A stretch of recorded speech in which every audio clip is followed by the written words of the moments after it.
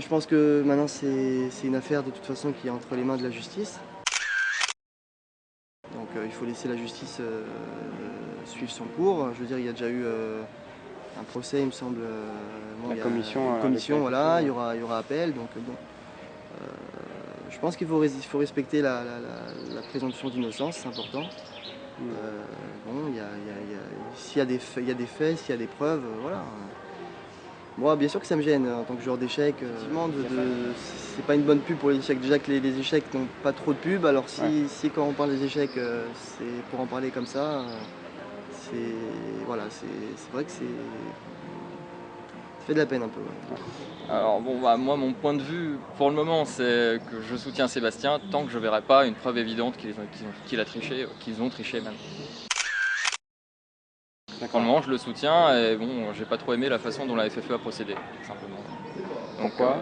Bah je sais pas, on donnait les noms sur internet, les mettre en pâture comme ça, c'est passé partout, même à France 2. Après on dit oui, vous avez jeté en pâture des joueurs. Mais attendez, on a dit, le communiqué c'est on a des suspicions, il y a une commission de discipline, donc on saisit la commission de discipline. Des suspicions, plus que des suspicions, puisqu'on avait des aveux, et puis après il y a d'autres éléments qui sont venus se rajouter.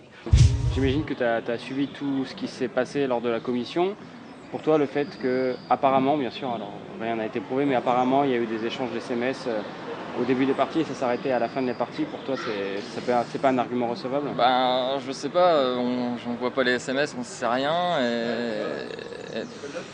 enfin, franchement je sais pas vraiment. J'imagine que t'es potes avec Sébastien. Oui, voilà. Et enfin, je sais pas, quand je vois les parties, je vois pas où il aurait pu avoir triche. Je vois pas où il aurait eu besoin de l'ordinateur. Enfin, il a perdu même un 2300. Enfin, je vois pas l'intérêt de perdre un 2300 si on triche. Et, franchement, c'est pas crédible pour moi. Et quand je vois ce qu'il fait ici, il est bien clair qu'il a pas pu tricher. Enfin, ses parties sont même plus retransmises. J'étais plusieurs fois dans sa salle. Il est souvent assis. Enfin, il joue normalement et il fait un score quand même impressionnant. Ouais. T'as parlé avec lui, j'imagine, pendant le tournoi. Lui, il est dans quel état d'esprit de voir tout ça autour de toute cette agitation autour de lui? Bah lui, il essaye de se concentrer sur ses parties et puis, bon, comme il l'a dit, bon, son père et son avocat font le travail et lui, bah, il joue quoi, il se consacre à sa carrière.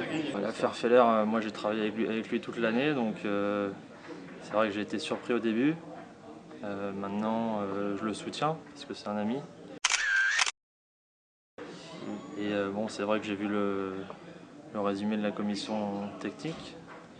Donc pour le moment, je le soutiens toujours et j'attends de voir du concret, ce que je n'ai toujours pas vu. Et voilà, bon, après ce qui se passe ici, on sent une ambiance pas très bonne quand même, faut le dire. Et puis avec les rumeurs de triche sur Seb encore et Anthony Virrig aussi. Je trouve ça un peu dur pour eux, alors que vraiment ils jouent bien dans ce tournoi. Pour toi, le fait, bon, parce qu'on a interviewé Jean-Claude Moing juste avant, en fait, Jean-Claude il dit que le fait juste d'avoir envoyé 200 SMS sur le fait pendant les parties, ça quand même prouve que, enfin ça prouve bien sûr, rien, bien sûr. Non, ça prouve rien, bien sûr, mais voilà, après, si je vois les SMS, et bon, c'est clair, là je comprendrais. Pour le moment, voilà, c'est un ami, je le soutiens, et puis si ça m'arrivait, j'aimerais bien qu'on me fasse la même chose. C'est juste triste l'ambiance qui règne maintenant dans les échecs français, quoi. Et bon.